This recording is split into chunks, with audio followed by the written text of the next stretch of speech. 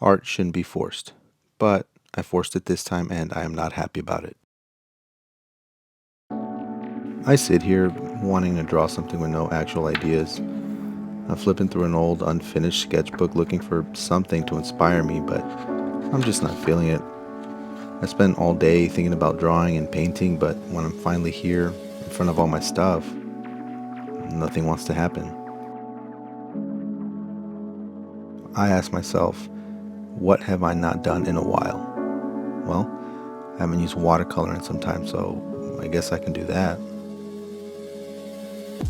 I open the old sketchbook again and realize this is not the paper I want to use, so I take the paints out instead and look at them to see if there's something, anything that comes to mind to get this process going.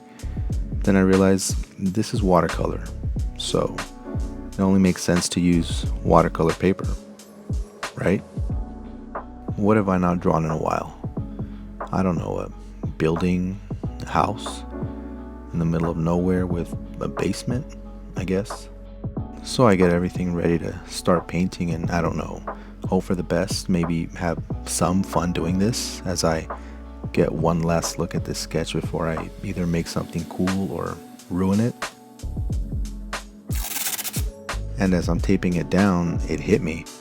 I'm literally forcing myself to do this right now, all because I said I would create something every single day, even if I didn't want to. Regardless though, I grab my tools, these beautiful watercolor brushes, and start with the big boy because it's the one that soaks up the most water.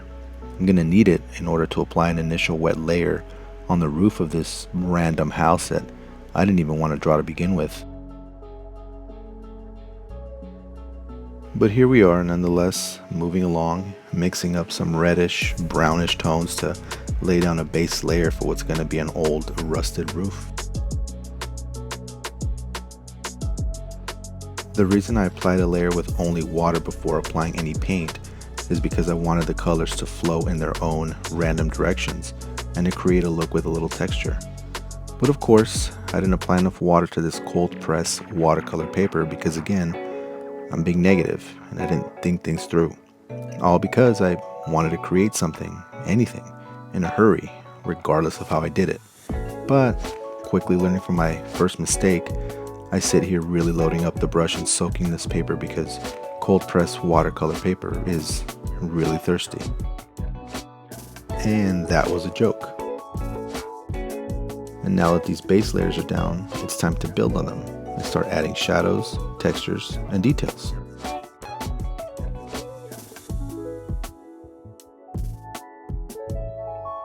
So I'm going to take back a little of what I said a bit ago about negativity. I wasn't necessarily feeling negative, but I wasn't exactly feeling positive. I didn't know what to create, and it gets frustrating when creating is all you think about every minute of the day.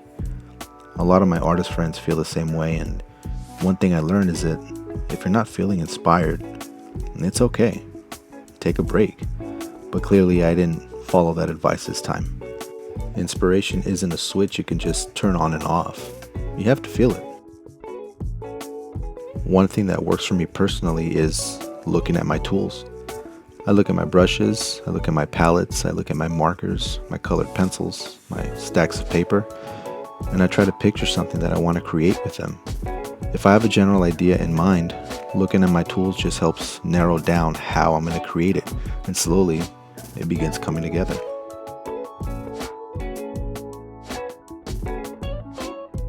Now, I don't have the gift of being able to create on demand like some artists do. Like everyone else, I have a lot of ideas in my head, but being able to bring them up at will when I actually have time to sit at my desk and create something, that's a challenge for me, every time. As this piece here is slowly coming together, I'm sort of regretting my attitude towards it in the beginning. Sure, I didn't know what to sketch, if I was going to color it. I didn't know what I'd color it with, but seeing it slowly turn into something is really nice. I never like starting anything blind. For the most part, before starting any piece, I have a clear vision of what I want to see. That only leaves me with the task of creating a way to put that vision in front of me, on paper.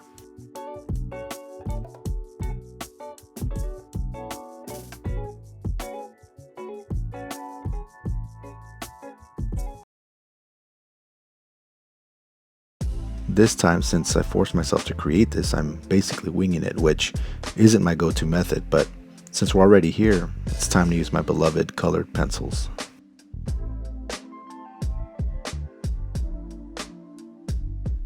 Even though this piece isn't turning out as bad as I thought it would, I know had I planned it or even envisioned it, I could have had a much better result, at least to my liking. I literally winged it. I remember seeing a photo or a postcard or something with a house like this from the same perspective that I drew it in, but that's as far as the inspiration goes for this piece.